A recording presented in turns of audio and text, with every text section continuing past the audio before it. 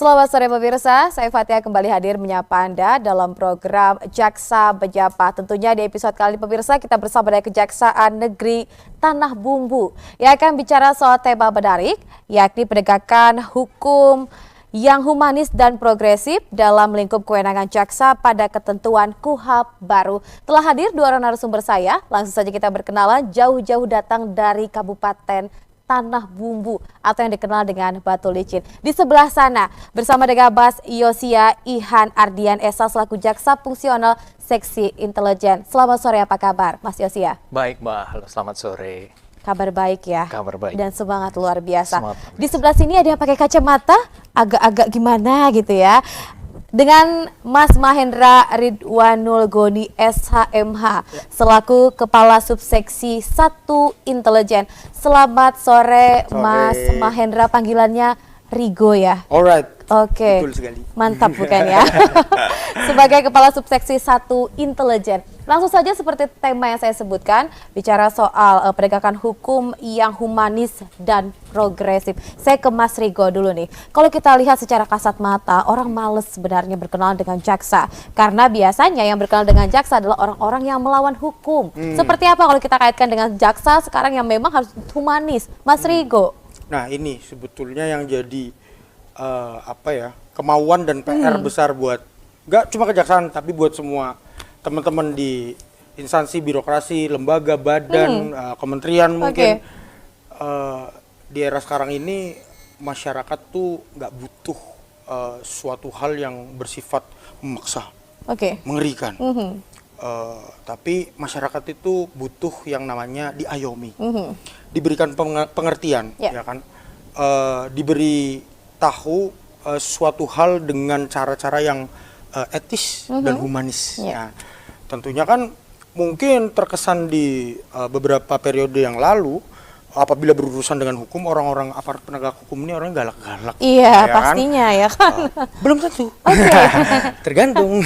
Tergantung orangnya apa tergantung instansinya ini? Enggak, tergantung pada tahapan mana. Gitu. Karena mungkin kalau dalam tahapan penegakan hukum, ya ada sesi humanisnya, cuman lebih banyak ke tegas, sesi formal ya, tegas dan serius. Karena di situ berkenaan dengan menentukan nasib seseorang, ya kan.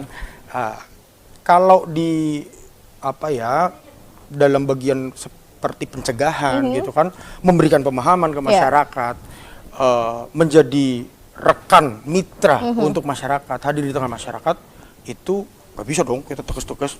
Dosen killer disukain nggak? Tidak, tapi selalu diingat. Itu. Ya kan? Nah, saya teringat dua pesan nih. Pesan yang pertama. Apa itu? Dulu dari profesor yang saya asistenin.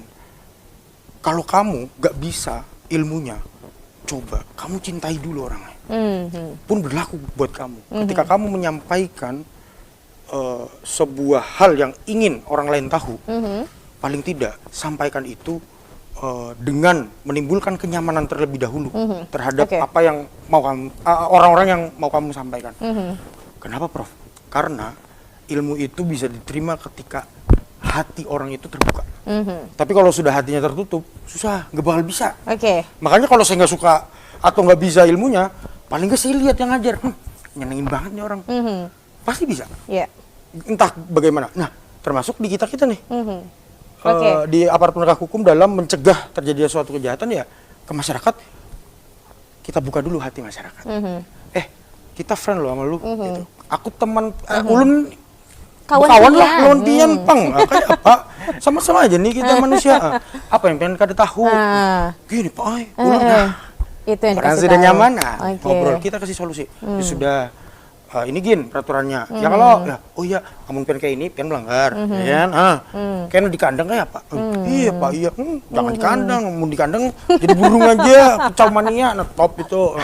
Kalau bicara kandang memang kalau dalam bahasa Indonesia lebih pada binatang gitu ya. Kalau dalam bahasa Banjar itu seperti sebuah penjara gitu. Saya bergeser ke Mas Yosi ya. Sebelum kita bicara soal kenyamanan, menciptakan kenyamanan dulu kepada masyarakat, baru menyampaikan ilmunya begitu ya. Seperti apa Mas menanggapi bahwasanya memang saat ini kan stigma masyarakat terhadap instansi yang berseragam begitu ya. Seperti yang momok menakutkan, harus melawan hukum dan lain sebagainya. Seperti apa memecah stigma tersebut, Mas Yosi ya? Betul Ini kan sekali. mau tidak mau juga harus dihadapi ya. Iya, itu sebagai suatu stigma yang menyeramkan ya, yang berkembang di masyarakat. Jadi Iya. kalau lihat, wah berseragam, yang sering viral itu kita kan disebut seragam warna ini, Oke, warna ini. iya betul. Kemudian melakukan kesewenangan, melakukan tindakan-tindakan yang di luar batas yang sudah diatur. Gitu. Itu jadi suatu momok yang menyeramkan, apalagi kalau semua digeneralisasikan. Baik, padahal tidak semua begitu ya. Padahal tidak semua begitu. Semua penegak hukum punya perannya masing-masing. Ada TNI, ada polisi, ada jaksa juga. Iya. Nah, kalau lihat dari kita yang tadi menyeramkan, itu tidak bisa juga. Karena benar kata Mas Rigo tadi, kita kan membuka diri juga kepada masyarakat. Iya. Sebagaimana masyarakat juga seharusnya, oh ya, kami butuh nih Pak, gitu. Kita tuh seperti itu juga. Kami bisa menjamin kalau kami ini sebagai pelayan masyarakat itu mau terbuka sama masyarakat. Pak, saya ada keluhan ini, saya kok sepertinya melanggar ya Pak. Adakah yang perlu saya luruskan gitu. Jadi sebenarnya kita bisa sama-sama menjadi menjalin mutualisme gitu. Kami memberikan pelayanan hukum kepada masyarakat, masyarakat juga Tahu dapat ya. iya, mempercayai kami gitu. Baik dari itu tadi seragam apapun, dari TNI, polisi, jaksa, apapun penegak itu, hukum. Iya, betul. Baik, saya ke Mas Rigo. Ketika menyebut kenyamanan dulu, Yes. kita memberikan rasa nyaman kepada masyarakat, rasa aman, kemudian ada kedekatan-kedekatan tertentu, ada komunikasi, itu tidak mudah, Mas. Yes. Karena kita tahu ya, tidak semua masyarakat itu terima dengan kehadiran teman-teman aparat penegak hukum, Yes. apalagi untuk memberikan edukasi. Seperti apa? Apakah ini sebuah tantangan? Bisa saja masyarakat tersebut yang berada di pedalaman dengan mungkin pendidikan yang tentunya berbeda, latar belakang yang berbeda. Apakah ini sebuah tantangan, Mas Rigo? Karena kalau bicara mungkin mudah ya untuk menyampaikan rasa nyaman itu Yes. sendiri. Seperti apa tantangannya? Pada dasarnya terkadang manusia itu lupa terhadap hal-hal sederhana yang bisa sangat menunjang dia, tapi dia berpikirannya terlalu jauh. Ya, Ketika saya mendapatkan tantangan untuk memberikan kenyamanan kepada masyarakat, yang mana tadi Mbak sampaikan, apa benar Mas semudah itu? iya, Nah, bisa menjadi mudah ketika kita balik lagi ke konsep dasar bagaimana manusia itu ada di muka bumi ini dan diciptakan, yaitu dengan konsep ilmu sosial, Ya. homo homini socius. Manusia adalah makhluk sosial iya, buat orang lain. Mungkin kalau di tataran Banjar kita juga kan sisipkan dengan sedikit nilai-nilai agama, religi kan, Iya. bahwasanya Pak Ai, Bu Ai, Julak, Paman, Marina, tuh nah kita nih sama-sama manusia. Ulun, makanya nasi gambut juga, nasi gambut loh, nasi kuning, ya, ini seragam titipan ya Pak Ai. Harus itu titipan aja, ya. Nyaman kan ya? Oh iya Pak, kita manusia, iya Pak. Gitu. Apa yang pian takuti dari ulun gitu. Ditambah lagi waktu itu pertama kali saya dilantik jadi jaksa itu, saya coba silaturahmi ke senior. Senior kasih PR besar ke saya. apa itu? Kamu harus bisa hadir di tengah-tengah masyarakat. Saya kasih contoh nih, saya nggak pernah pakai seragam. Saya selalu pakai rompi ini aja. Beliau, mungkin ada senior kami ya, Pak Ketut Sumedana, terima kasih. Selalu menginspirasi jalan karir saya, Pak. Kenapa untuk lepas seragam dan memilih untuk pakai rompi, Mas Rigo? Dan saya lebih suka pakai pin kecil aja. Kemeja putih pin menunjukkan? kecil. Ya itu, balik lagi kan. Tadi Mbak bilang, ya seragamnya udah serem banget gitu. Iya. Nah, kita dari visual dulu lah, nggak serem ya. Habis ini putih-putih, oh Pak jaksa ternyata. Iya. Terkadang saya selentingin sedikit, tapi buat hiburan aja. Misal lagi kasih materi lah. Assalamualaikum warahmatullahi wabarakatuh. Ya. Ya, pernah saya Rigo. Yang ini pelawak, nah itu jaksanya yang di slide. Tahu gitu. Nyaman dulu. Ada orang yang sama ya. Oh iya, paham. Oke. Nah, itu untuk di pencegahan, Mbak. Nah, lebih dalam di penegakan hukum Oke. terhadap para tersangka. Apakah juga bersifat humanis atau ada serem-seremnya, ada taring-taringnya gitu ya?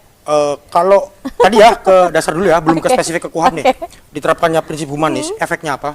Ketika tersangka kita, meskipun dia sudah bersalah, iya, dia Iya. sudah masuk ke penjara dalam proses peradilannya, kan masih berinteraksi dengan kita pada saat persidangan, sebelum dimulainya persidangan kan Baik. berinteraksi tuh. Ketika kita bisa menasihati dia pelan-pelan, jangan diulangilah. Tujuannya dihadirkannya hukum di dunia ini kan menimbulkan efek jera dan tidak terulangnya tindak pidana tersebut terhadap Iya. diri orang tersebut. Itu kan yang diharapkan dari hadirnya hukum. Baik. kalau si tersangka atau si terdakwa atau ya kalau sudah diputus si terpidana ini sudah klik, paham, dia merasa salah, dia tahu dirinya salah, Dan berharap akhirnya tidak mengulanginya lagi iya, ya. bujur juga wajar pariku tuh, gitu. Iya, ngapain ulang kayak ini? Yang selalu saya tekankan adalah, udah ya, jangan diulangin. Ngapain kamu di penjara? Gak bisa apa-apa kan? Iya. Coba kamu di luar, bisa kan? Ada peluang kamu bisa cari rezeki. Ya juga ya Pak. Cari rezeki boleh Pang, nah, tapi jangan berjualan yang haram-haram ya kalau. Iya Pak, kemarin hilap aja. Hilap, awas kamu diulangin aja gitu. Nyaman dia. Iya. Dengan harapan semoga kenyamanan itu menjadi rem dan pengingat dia suatu saat kelak ketika dia sudah keluar dari masa hukuman itu. Bersalah tetap dihukum begitu ya. Tapi ada pesan moral yang disisipkan Pak Rigo agar mereka tidak kembali mengulanginya. Karena tadi disebutkan Bapak, jadi saya Bapak lagi. Begitu. Kita jeda dulu, masih ada segmen kedua di mana kita akan bicara soal KUHP baru. Apa mungkin ketentuan-ketentuan yang berlaku di sini? Karena kan mereka mengusung ingin jaksa yang humanis, kemudian juga ingin jaksa yang dekat dengan masyarakat tanpa ditakuti. Usai jeda tetap bersama kami dalam program Jaksa Menyapa.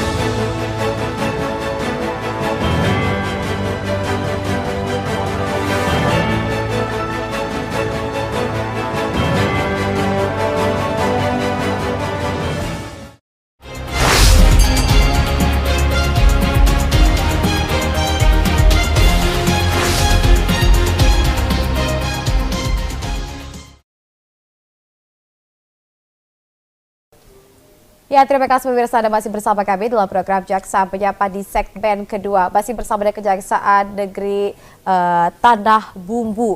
Masih juga bicara soal penegakan hukum yang humanis, seperti dua orang narasumber saya sudah menjelaskan bahwasanya memberikan rasa nyaman dan aman kepada masyarakat, baru menyampaikan yang disisipkan juga di situ pencegahan agar tidak melawan hukum. Langsung saja, karena tema kita bicara soal KUHP baru, saya ke Mas Yosia dulu. Seperti apa KUHP baru? Apa mungkin dikaitkan dengan KUHP lama yang mungkin sudah expire ya dibandingkan KUHP baru yang baru saja diterbitkan di 2025? Mas Yosia, silahkan. Iya, betul sekali Mbak Fatia. Jadi usia KUHP yang lama itu kalau dilihat dari tanggal terbitnya itu kan 1981. Iya. Jadi sudah hampir 40 tahun.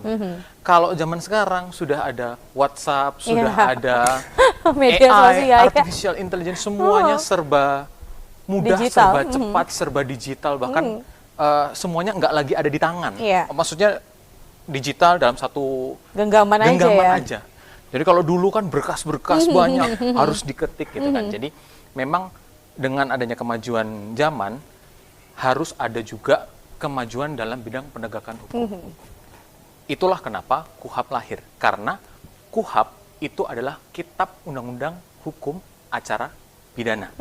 Jadi acara itu apa sih? Acara itu prosedurnya. Kalau KUHP, Kitab Undang-Undang Hukum Pidana, itu peraturannya yang melarang. Serupa tapi tak sama begitu ya? Serupa tapi tak sama. Makanya kalau KUHP-nya saja baru, kalau KUHP-nya lama, itu bagaikan kita pakai handphone, OS-nya ketinggalan zaman. OS-nya ketinggalan zaman. Tapi kita kalau mau Masih telepon berwarna orang, ya? kita pakai walkie-talkie. Padahal sudah ada handphone. Jadi tes 1, 2, 3, Mas tolong dijawab. Jadi, walkie-talkie masih dipakai Pak. Nokia Polyphonic. Jadi kita juga melihat kesesuaian zaman gitu. Jadi itulah KUHP lahir, dan kita selaku jaksa itu harus bisa menempatkan KUHP bersandingan dengan KUHP. Dan itulah tadi ketika di segmen 1 kita bicara soal humanis, KUHP yang baru ini kita akan lebih menekankan yang namanya penegakan hukum yang humanis dan lebih berpihak kepada korban. Jadi Baik. pemulihan korban seperti Baik, itu. apa mungkin poin-poin dalam KUHP baru ini? Siapa yang akan menjawab? Mas Ridho atau Mas Yosi ya? Mungkin poin-poin paling fundamental ya dalam adanya KUHP baru ini, yaitu diberikannya ruang terhadap bagaimana negara ini memberikan dikatakan diskon itu bukan diskon, tapi merupakan sebuah kesempatan untuk terjadinya upaya di luar penegakan hukum pidana atau penjatuhan hukuman. Nah, karena sebetulnya prinsip dari penegakan hukum pidana itu dijatuhkannya baik pidana penjara, denda atau pidana lainnya itu sifatnya adalah upaya yang paling akhir. Atau istilah kerennya ultimum remedium. Nah, oleh karena itu diaturlah ruang-ruang ini. Nah, diantaranya satu, penetapan berkaitan dengan saksi mahkota. Nah, dulu mungkin hanya diakomodir di Undang-Undang Tipikor, Undang-Undang Pemberantasan Tindak Pidana Korupsi aja.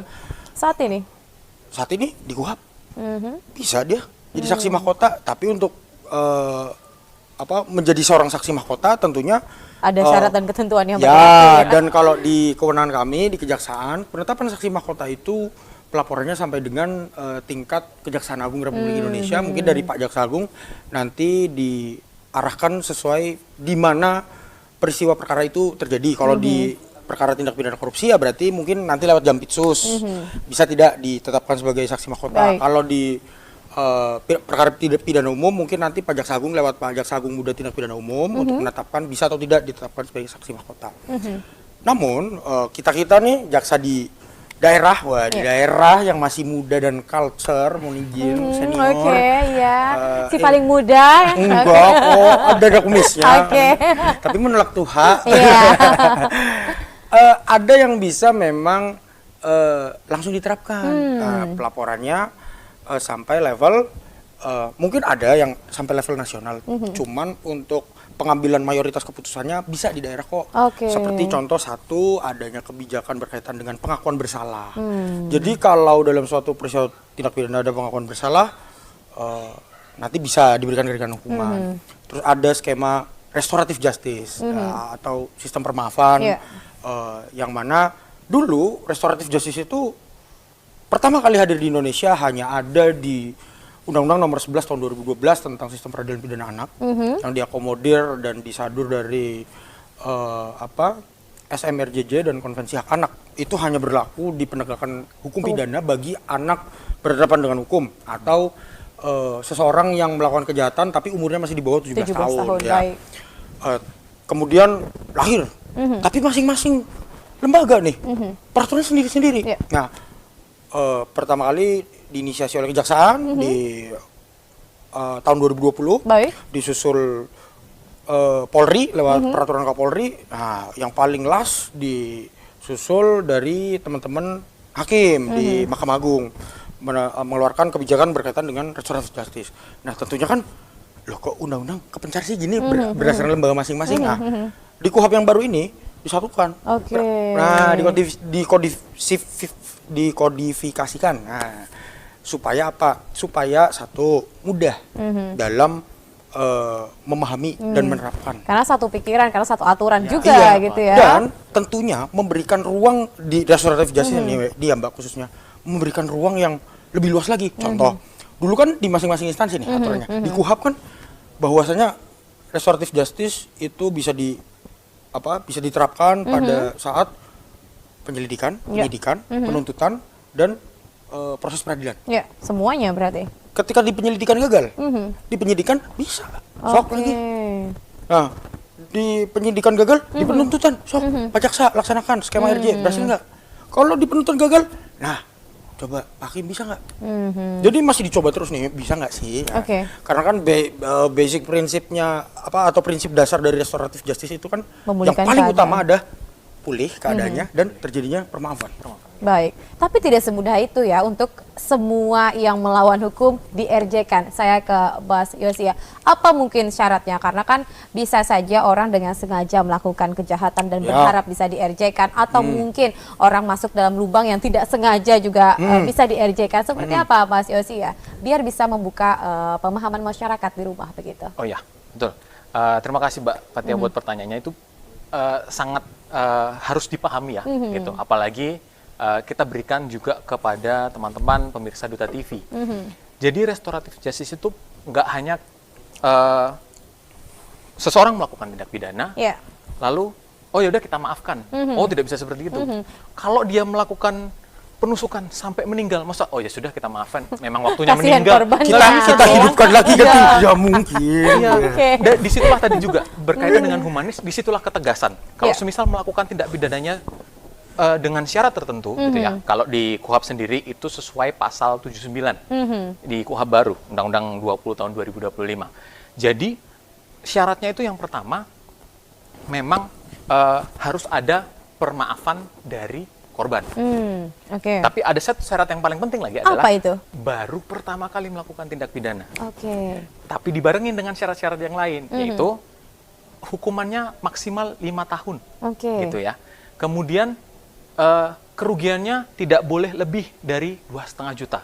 Atau sebenarnya ada beberapa aturan turunan itu yang akan menjelaskan berapa sih kerugiannya yang bisa dilakukan restoratif justice.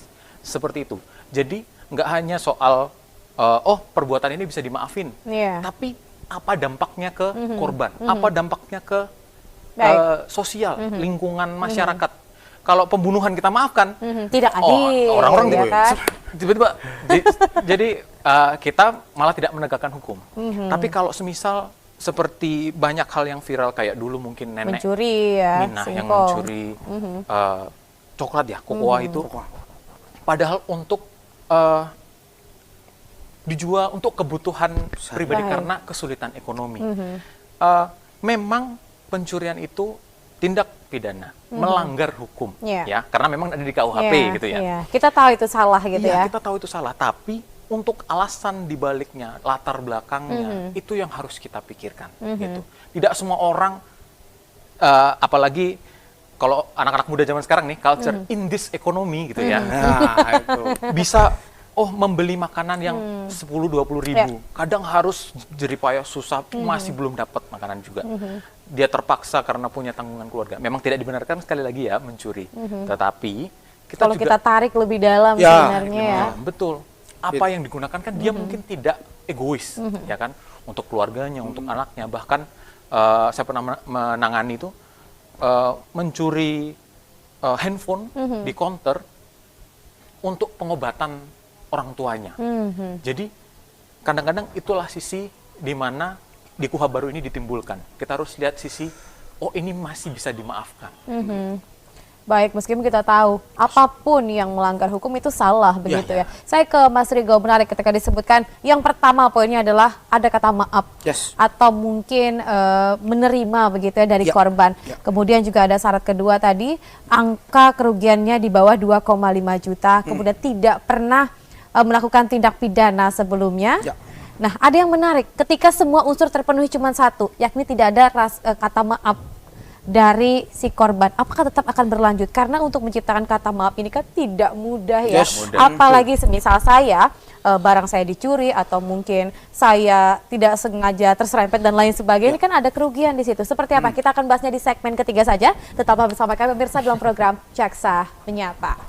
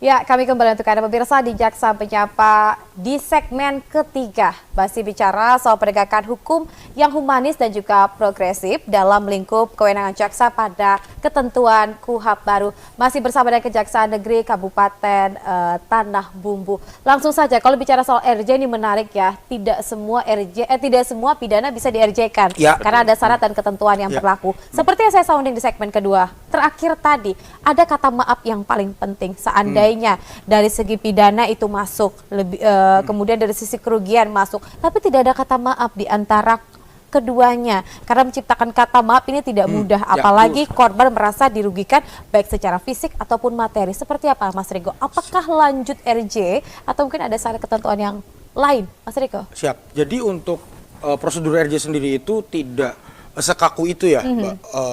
Harus seperti ini, harus di kantor ini, oh tidak.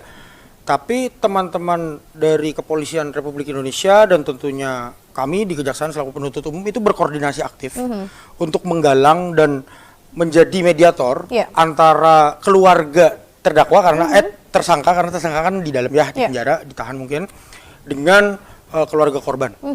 Nah, ini dimediasikan. Tentunya mewakili tersangka yang di dalam, keluarga dari tersangka ini biasanya meminta maaf dan adakah yang ibu merasa dirugikan, kiranya apa Bu? Apabila mampu, mungkin ini keluarga dari tersangka mungkin bisa Bu untuk mencoba mengganti atau memulihkan, karena balik lagi ke prinsip dasar dari restoratif justice itu kan kalimat pertamanya to restore, buat memulihkan. Nah, akhirnya mungkin kalau tidak bisa memaafkan hanya karena dendam kesumat, saya rasa enggak lah, bisa. Insya Allah, apalagi teman-teman di Kalimantan Selatan nih, Bubuan Banjar nih halus-halus benar, Bang. Insya Allah lah, kalau memang sportif, mengakui kesalahan dan siap bertanggung jawab, insya Allah timbul permaafan gitu. Apalagi dari pihak tersangka menyanggupi untuk kalau timbul suatu rincian biaya, itu maulah menggantilah. Kalau di benda mungkin. Baik, kalau rincian biaya kan ini setiap orang mungkin beda mengartikannya ya. Satu wilayah saja mungkin dari sisi pendapatan pun tentunya berbeda, apalagi dalam menentukan saya merasa dirugikan. Siapa yang bisa menentukan titik tengah atau win-win solution di antara keduanya? Silakan Mas Riko. Tentunya kita dengan teman-teman penyidik Polri juga masih jadi mediator di situ ya. Mungkin kesanggupannya berapa, apakah keseluruhannya siap menanggung atau hanya sebagian. Tentunya kan itu sebuah itikat baik ya dari tersangka yang memang sudah menyatakan, ya aku salah kok, aku mau tanggung jawab, aku minta maaf bener lah, ini aku tanggung jawab mau mengganti rugi. Nah itu untuk nilainya seperti apa itu kan dikomunikasikan ya, dimediasikan tadi, dituangkan dalam surat keterangan, berita acara gitu kan. Dan juga ini perlu dipahami nih sama pemirsa Duta TV ya, tentunya dalam penentuan nilai ganti rugi itu secara mutlak 100%-nya nih, misalnya ruginya berapa, itu tidak boleh asal sebut, apalagi sampai over, berlebihan. Misal berdasarkan kalkulasi nota, apa ya, biasanya kan kalau mau servis ada perkiraan biaya kan, kalau di rumah sakit tuh ada faktur dari rumah sakit, ya kan. Itu nilai ganti ruginya tidak boleh melebihi nilai yang tertera pada dokumen tersebut, karena dokumen nilai ganti rugi tersebut itu menjadi lampiran dari masing-masing APH yang menyelenggarakan restoratif justice, dan restoratif justice-nya itu berhasil. Itu jadi lampirannya sebagai dasar, oh ini loh nilai kerugiannya segini gitu. Ini loh berita acara tadi yang menyatakan apakah sanggup keseluruhannya mengganti atau sebagian atau sepertiga atau dengan nilai tertentu sebagai itikat baiknya. Dan tentunya di situ juga diterangkan bahwasanya pihak dari korban itu memaafkan dan menerima hasil kesepakatan mediasi tadi. Nah, habis itu nanti itu dituangkan Mbak dalam dokumen kami nih, kami laporkan nanti. Kalau di Kejaksaan Agung, kalau di Kepolisian mungkin sampai Pak Kapolri. Kalau di level pengadilan cukup di teman-teman majelis hakim gitu. Nah, itu nanti dari situ muncul kebijakan gitu, restoratif justice itu. Berarti tidak semena-mena korban meminta ya, karena memang ada bukti yang harus dilampirkan. Ya, dasar penentuan biaya. Silakan kalau mau menambahkan, karena kan untuk sebuah mediasi iya. di luar pengadilan ya bisa Iya. di suatu tempat begitu, biar lebih santai mungkin ya, karena selain pihak keluarga dari tersangka dan juga pelaku, adakah di sana yang hadir selain tentu. aparat penegak hukum? Tentu ada. Apakah mungkin ada ketua RT setempat atau Tentu. mungkin tokoh agama seperti Ya. apa? Saya ke Mas Yosi ya. Ya, betul Mbak Fathia. Tadi yang disampaikan Mas Rigo, ketika sudah menggalang data, informasi, latar belakang semuanya, kami tidak hanya mendatangkan keluarga tersangka maupun keluarga korban, tapi kami juga melihat apakah ada masyarakat di situ, seperti tokoh agama, tokoh adat, kalau yang masih memiliki adat yang kuat, kemudian kalau memang tokoh agama, tokoh adat katakanlah tidak ada, kami mengundang kepala birokrasi daerah tersebut, maksudnya kayak bisa RT, lurah, ya. karena harus ada yang menyaksikan juga. Itu juga menjadi salah satu kalau di kita lebih ke administrasi ya, harus ada yang menyaksikan, karena kalau cuman maaf, kadang-kadang itu nanti bisa dibelokkan gitu, antara masing-masing. Katakanlah tersangka sudah dapat maaf, tapi ternyata mungkin harus membayar ganti ruginya agak sedikit besar. Nanti tersangka bisa bilang, wah sudah dimaafkan, tapi nah itulah kita menjaga supaya tidak ada kejanggalan. Kita juga menjaga supaya keadilan itu benar-benar tercapai. Baik, Gitu. di RJ ini kan bukan hanya tingkat kabupaten penyelesaiannya ya, bukan hanya tingkat Kejari maksud saya, Iya. tapi bahkan sampai ke Jagung begitu. Iya. Berarti dengan adanya RJ proses juga lebih lama, Mas Rigo, seperti apa? RJ itu prosesnya ketat, Mbak. Dia ditentukan oleh jangka waktu yang begitu cepat. Berapa targetnya biasa dalam satu penyelesaian RJ? Dalam benar-benar rentang inkrah waktu begitu ya? 20 hari masa penahanan setelah dilakukannya penyerahan tersangka dan barang bukti ke kejaksaan. Apabila jaksa menentukan ini perkara mau saya usahakan untuk RJ, mulai hari pertama itu dia harus langsung bekerja. Dan tentunya dia tidak bekerja secara sendiri, Mbak. Ya. Tapi juga dibantu oleh, nah nih kebetulan ada kita nih teman-teman dari intelijen. Tujuannya apa? Kita menjadi unsur support system atau pendukung bagi si jaksa untuk menjadi pertimbangan apakah layak atau tidak orang ini diberikan kebijakan restoratif justice dari pelaksanaan tugas kami di bidang intelijen berkaitan dengan background checking, profiling, kemudian faktual lapangannya dia, kehidupan sehari-hari, pergaulannya, apakah dia itu memang pure seseorang yang melakukan tindak pidana dikarenakan mungkin keadaan tertentu sehingga terpaksa dia melakukan kejahatan itu, atau dia memang biang kerok di lingkungan. Kalau dia memang sumber masalah, kami tuangkan dalam laporan kami. Berdasarkan keterangan dari, tentunya kami nggak ke sembarang orang ya, Mbak, nggak cuma ke tetangganya beliau, kami ke prinsipal juga, ke ketua RT-nya, ke lurah setempat di mana tersangka tinggal. Kami tarik keterangannya, kami dari hasil laporan itu kami sampaikan ke jaksa yang menangani perkara yang akan di-RJ-kan tersebut, ditembuskan kepada kepala kejaksaan negeri dan tentunya kepala seksi tindak pidana umum selaku yang punya hajat nih atau prinsipal dalam restoratif justice. Nah itu jadi pertimbangan pimpinan dan juga jaksa yang akan menentukan mau dilanjut nggak nih RJ-nya. Oh ternyata orang ini pernah ya memang ya, meskipun belum ketangkep gitu ya, atau memang ya mohon maaf Mbak, ya meresahkan gitu. Udah nggak jadi, lanjutin aja. Baik, makanya RJ dibatalkan di situ ya. Bukan dibatalkan, tapi dihentikan. enggak juga. Tidak jadi untuk dilaksanakan. Kami lihat pertimbangannya Itu sikap kan, sikap dari jaksa yang menangani perkara itu gitu. Baik. Jadi nggak sembarangan gitu. Yo kita humanis, baik-baik, cuman ya tapi aturan tetap aturan gitu ya. RJ itu kan salah satu jalan aja, Mak. Kalau kita lihat ke RJ ini nggak bisa nih, nggak ada maaf, nggak ada ini, oh ya sudah kita melalui sistem peradilan. Gitu. Baik, semisal ya ini ada kasus, misalnya si A ini sering berbuat onar, tapi tidak diketahui polisi, hanya masyarakat sekitar.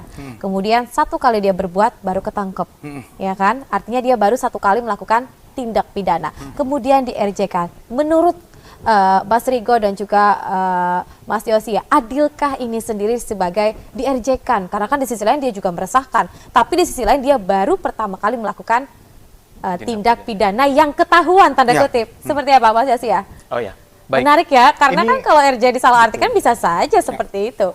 Betul, ini bisa jadi apa namanya bumerang juga ya. Ini bisa jadi presiden kalau kan baru sekali Iya. gitu. Tapi nanti Baru setelah sekali di RJ, ketangkep. setelah RJ nanti dia bikin onar lagi gitu. Kami tetap akan melihat yang pertama itu tadi. Apa yang dia langgar terlebih dahulu.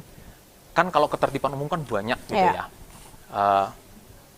Yang ringan atau yang berat gitu kan. Kadang-kadang bikin onar tapi pukulin orang di jalan sambil mabuk-mabuk, nah itu kan sudah banyak melanggar tuh, betul. gitu. Nah itulah yang kita perhatikan. Kalau memang, memang hanya bikin onar, memang dia memang Suka iseng gitu ya. Iya, kemarin saya sama Mas Riko menangani kebetulan. Memang orangnya bikin onar, tapi memang kami tidak bisa bilang berkebutuhan khusus karena tidak ada catatannya, gitu ya. Tapi memang ya aktif gitu. Kita meresahkan di masyarakat. Meresahkan, ya. Tapi dia mau untuk, ya Pak, saya mau berubah. Saya minta maaf, minta ampun gitu. Dan kebetulan ini penganiayaan dan orang yang dipukul itu mau memaafkan dan juga biaya perawatannya diganti oleh pelaku ya. Pelaku. Ya. Nah, kami tetap akan melihat itu. Kalau memang meresahkannya dari kita periksa, dari kita lihat latar belakang profiling segala macam, ini kita bisa RJ, kemudian gimana ya, agak sedikit keras, tapi memang kewarasannya kita bisa nilai, ini masih bisa untuk di RJ kan, dan dia mau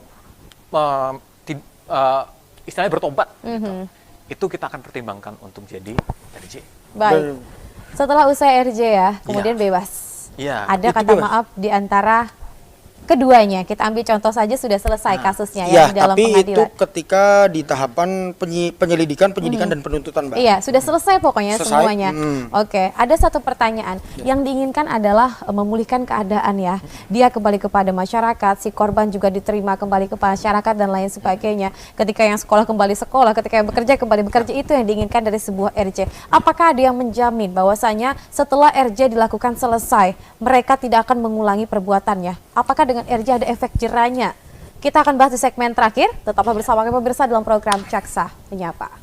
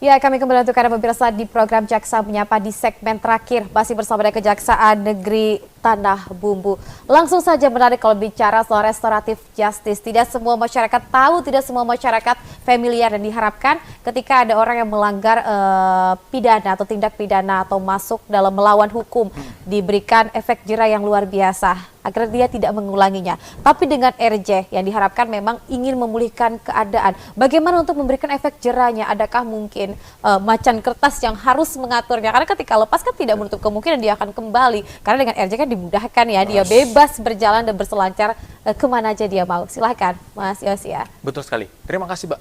Jadi RJ ini itu tetap ada efek jerahnya. Baik, gitu. apa itu, berupa efek apa? jerahnya memang nggak seperti kalau di KUHP kan di penjara, dikurung gitu, enggak.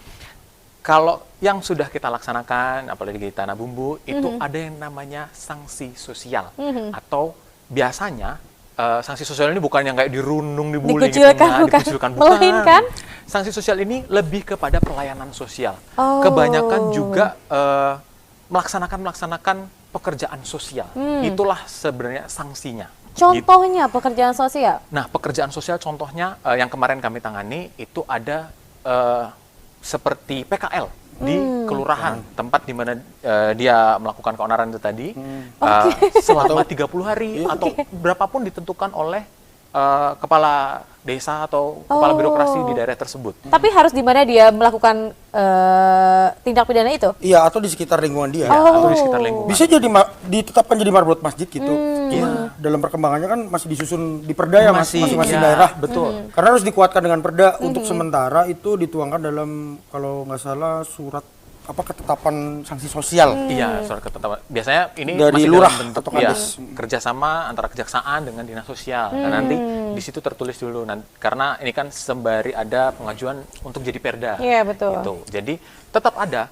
Jadi kita tidak hanya biarkan nanti RJ selesai, terus bebas. Iya kan? Enak gitu ya. Ini nanti sanksi sosial, tapi sanksi sosial masing-masing daerah nantinya di depan di masa yang akan datang akan berbeda-beda. Iya. Mungkin sanksi sosial di Banjar dengan di Tanah Bumbu berbeda. Beda. Iya. Karena budayanya beda, lingkungannya beda ya Mungkin kan? nanti di Banjar ada sanksi sosial bersihin sungai, ya kan? Bisa jadi tambah resik nanti lingkungannya. Baik. Ya, Terus kalau di Tanah Bumbu bersihin pantai gitu ya? enggak ada.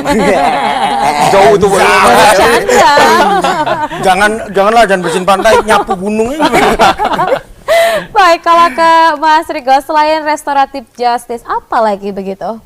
Ada satu lagi yang mungkin sudah mentok ya. Ya. Ini RJ-nya nggak tercapai, mungkin tidak ada permaafan, atau ancaman pidananya lebih dari 5 tahun juga.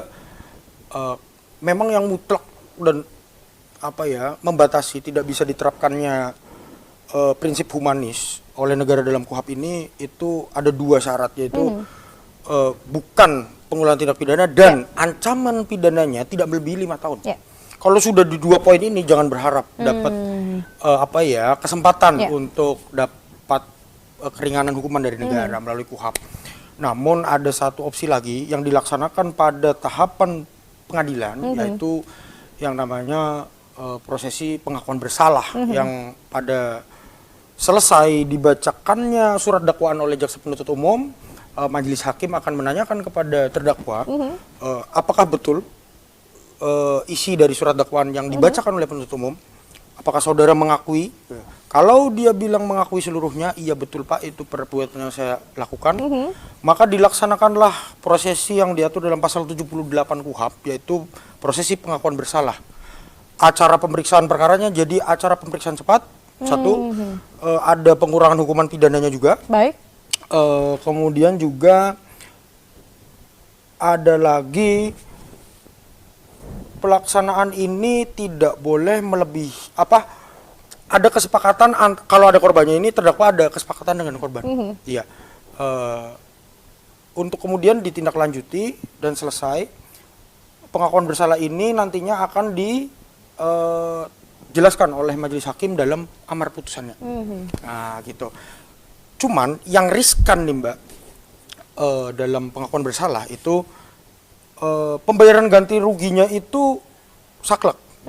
Jadi kata-katanya bersedia membayar ganti rugi atau restitusi. Nah, biaya pengganti. Ya, saklek tuh. Nggak kayak RJ tadi kan. Kalau RJ kan masih bisa dikomunikat kan. Yang kedua, ketika ditanyakan oleh majelis hakim, timbul saja satu kalimat, apakah betul yang tadi surat dakwaan dibacakan dan saudara mengakui perbuatannya? Ada Pak sedikit yang nggak pas, itu tidak bisa. Itu berarti benar-benar ada kesepakatan. Enggak, ada memang dia full Pernyataan secara penuh. Iya. Saya salah Pak, gitu. Oke, harus suportif ya sebenarnya. Iya, harus suportif. Pengakuan bersalah itu. Baik. Agak riskannya di situ. Terjadi dengan saya, terjadi. Lantas? Mau dilaksanakan itu pengakuan bersalah sudah. Ini kebetulan ada 4 terdakwa. Terdakwa 2, 3, 4, iya mengaku secara penuh. Ini satu berkas Mbak, bukan 4 berkas. Yang terdakwa satunya ada yang nggak pas Pak di poin ini. Aduh maaf Bu, ini berhubung pian bilang nggak pas, nggak bisa. Nggak jadi. Cuma hanya karena kesalahan. Iya nggak pas, nggak. Itu saya mukulnya nggak. Aduh udah saya. Karena kan hasil pukulan ada bukti visumnya. Iya betul. Nah itu jadi kan majelis tentunya sebelum sidang udah baca dulu dong. Sudah dipelajari lebih dulu begitu. Karena durasi kita yang singkat, sebelum closing statement, kita tahu KUHP baru yang baru dilaksanakan di 2025 akhir. Mau tidak mau dengan aturan yang baru, teman-teman kejaksaan atau aparat penegak hukum yang lainnya juga harus upgrade skill. Yes, Seperti ya. apa komitmennya? Saya ke Mas Yosia, silakan. Betul. Untuk dari kami sendiri, apalagi jaksa ya, yang kalau Mbak mungkin pernah dengar atau pemirsa dimanapun berada pernah itu? dengar, namanya dominus litis gitu. Jadi jaksa ini sebagai bukan penguasa ya, tapi dia itu dari awal perkara ini timbul, dari tindak pidana ini dilakukan sampai dengan nantinya eksekusi putusan dilakukan, kalau itu tadi lewat semua dari RJ segala Iya, macam iya. sampai peradilan, itu kita itu disebut pengendali perkara. Yang namanya mengendalikan, otomatis kami harus tahu dari awal sampai akhir, Lebih baik ekstra dari lagi ya. peraturan, dari bagaimana kami memulihkan korban, kami memberikan efek jera kepada tersangka. Lah itulah yang sebagai jaksa yang harus di-upgrade. Yang pertama tetap baca. Yang kedua kami sesuaikan peraturan. Karena kan peraturan ada banyak. Bisa ini tubrukan, bisa Iya. ini saling bertindih gitu. Iya. Kami tidak menyalahkan pembuat peraturan, tapi karena memang peraturan itu dibuat karena adanya kepentingan, kepentingan yang mendesak, Iya. bukan kepentingan politik nih ya. Jadi kita harus upgrade skill di situ. Di mana kita bisa menentukan, oh ini adil untuk tersangka, oh ini adil untuk terdakwa. Iya. Disitulah yang diperlukan sebagai seorang jaksa. Plus ditambahin tadi humanis. Bagaimana kita mendekatkan diri kepada masyarakat. Pak, Bu, inilah pelanggarannya. Pak, Bu, inilah bagaimana cara pian mengganti sebuah pelanggaran yang Bapak Ibu lakukan. Ya seperti itulah kalau dari sisi saya. Baik, kalau Mas Rigo menambahkan, Kalau seperti apa saya, komitmennya? Komitmen dalam penegakan hukum di KUHAP yang baru, tentunya KUHAP yang baru ini unik. Dia menekankan pada cita-cita penegakan hukum yang paripurna, yaitu Integrated Criminal Justice System atau penegakan hukum pidana terpadu dengan cita-cita efektif dan efisien. Karena kan menentukan nasib orang, Mbak, di penegakan hukum ini. Jadi saya selalu terapkan prinsip kerja kolektivisme antara saya dengan penyidik kepolisian atau penyidik lainnya, dan juga prinsip kerja kolektivisme dengan teman-teman hakim pada saat pembuktian. Dan saya selalu tekankan ketika di tahap pra penuntutan, saya selalu tekankan ke teman-teman penyidik, Bapak, Ibu, nah kadang saya Pak masih muda nih, bro, sis, ini KUHAP baru. Sama saya nggak mau saya jaksa kamu polisi. Gak ada salah-salah, ini salah polisinya, ini salah jaksa, saya nggak mau. Saya mau kontrak sama teman-teman Polri, penyidik Polri, kita adalah mitra kerja. Satu. Dua, mau sampai kapan timbul ego sektoral? Jangan dong, ini prinsip kerja kolektivisme demi cita-cita penegakan hukum yang paripurna. Dan tentunya progresif. Ketika penegakan hukum itu progresif, efektif, efisien, ya kan, nasib masyarakat mencapai cita-cita kepastian hukum, timbul manfaat hukum, timbul keadilan hukum. Nah tuh 3 prinsip hukum Gustav Radburg itu teorinya, paripurna dong. Penegakan hukumnya ya paling tidak bisa menjadi obat bagi penyakit sosial di masyarakat. Ya kan, meskipun tidak ada yang sempurna di dunia ini, termasuk dalam dunia penegakan hukum. Baik, tapi yang diinginkan memang penegakan hukum yang paripurna, begitu ya.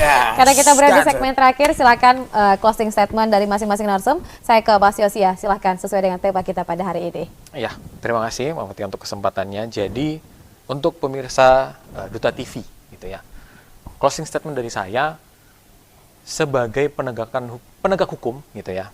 Kemudian dengan peraturan-peraturan yang baru.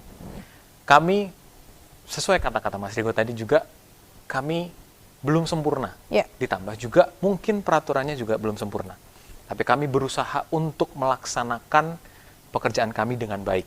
Kami melaksanakan pekerjaan kami untuk memperoleh keadilan. Gitu. Kami berusaha melihat masyarakat itu bukan sebagai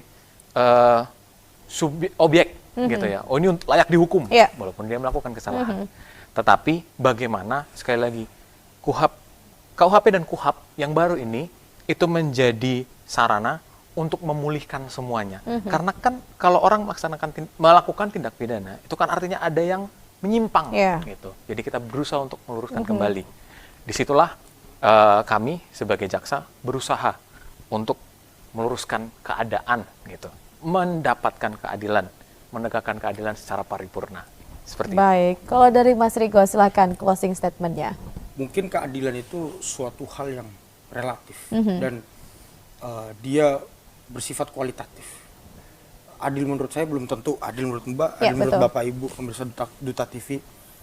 Tapi kami rekan-rekan dari Kejaksaan Negeri Tanah Bumbu selalu siap dan memastikan tidak hanya menyentuh sisi hukum yang terlihat saja, tapi kami siap untuk menyentuh ke titik yang paling gelap, yaitu ada di hati nurani kami sendiri dan hati nurani Bapak Ibu, demi terwujudnya penegakan hukum yang adil, paripurna, pasti dan tentunya bermanfaat bagi negara Kesatuan Republik Indonesia, khususnya di wilayah Kalimantan Selatan. Baik, terlepas dari jaksa-jaksa atau aparat penegak hukum yang humanis, setidaknya kita sebagai masyarakat lebih baik begitu ya menjauhi agar tidak melakukan hukum pelanggaran, atau betul. melakukan tindak pidana. Terima kasih dua narasumber saya, yakni bersama dengan Mas Mahendra Ridwanul Godi SHMH selaku Kepala Subseksi 1 Intelijen, bersama dengan Mas Yosia Ihan Ardian Esa selaku Jaksa Fungsional Seksi Intelijen. Bicara soal tema kita yang sangat menarik, yakni penegakan hukum yang humanis dan juga progresif dalam lingkup kewenangan jaksa pada ketentuan KUHP baru. Tentunya bersama dengan Kejaksaan Negeri Tanah Bumbu. Semoga dialog kita dalam program Jaksa Menyapa kali ini bermanfaat bagi pemirsa di rumah. Akhir kata saya Fatia mewakili kerabat kerja yang bertugas mengucapkan terima kasih atas kebersamaan Anda. Sampai jumpa. Wassalamualaikum warahmatullahi wabarakatuh. Jangan beranjak, ada 10 detik. Kalau mau minum boleh, tapi tidak untuk berdiri. Say.